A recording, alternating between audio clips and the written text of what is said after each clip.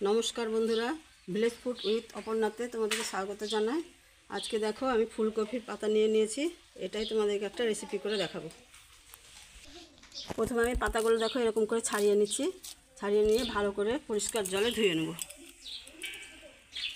এইভাবে পাতাগুলো ছাড়িয়ে নিয়ে পরিষ্কার জলে ধুয়ে নেব। খুব ভালো করে ধুয়ে নিতে হবে যেন কোনো নোংরা না থাকে।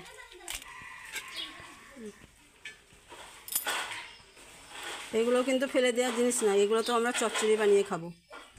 পাতাটা দেখো আমার পরিষ্কার করে ধোয়া হয়ে গেছে। এটা আমি 2-1টা কাঁচা লঙ্কা দিয়ে এবার এটাকে বেটে নেব। আমি দেখো গ্যাসে কড়াই বসিয়ে দিয়েছি, এবার এর মধ্যে আমি তেল দিয়ে দিচ্ছি।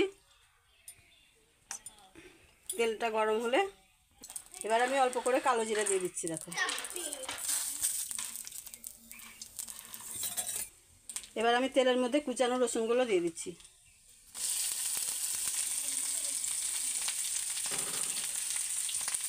আর দিয়ে দিচ্ছি 2টো কাঁচা লঙ্কা। এবার রসুনটা ভালো করে ভেজে নেব।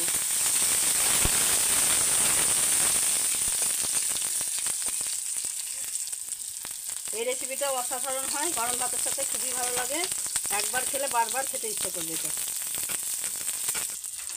এখন শীতের সময় এই রেসিপিটা প্রায়ই হবে, তোমরাও একবার করে ট্রাই করে দেখবে। সেটা রসুনটা দেখো আমার ভাজা হয়ে গেছে। এবার এর মধ্যে আমি ফুলকপির পাতাটা বাটা যেটা বেটেছিলাম সেটা আমি দিয়ে দিচ্ছি।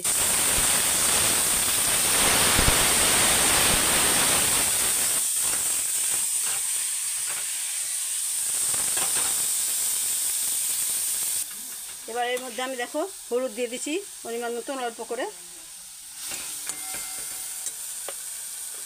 আর দিয়ে দিচ্ছি অল্প পরিমাণ লবণ। যাতে বেশি লবণ হলে তো খেতে ভালো লাগবে না, অল্পই দিচ্ছি। কন্টিনিউ এটা আমি ভাজা ভাজা করে ভাজতে থাকবো। আমার পরিমাণটা একটু অল্পই হয়েছে, পাতাটা বেশি ছিল না, তো তোমাদেরকে দেখানোর জন্য এটুকুই করলাম।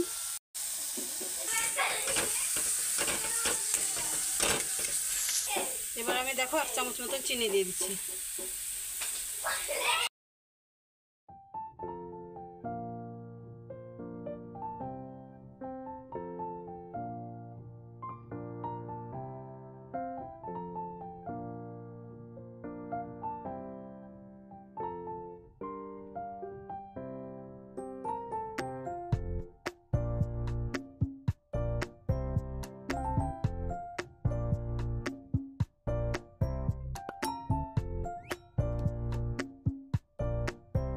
দেখো ফুলকপি পাতার ভর্তা আমার একদম রেডি।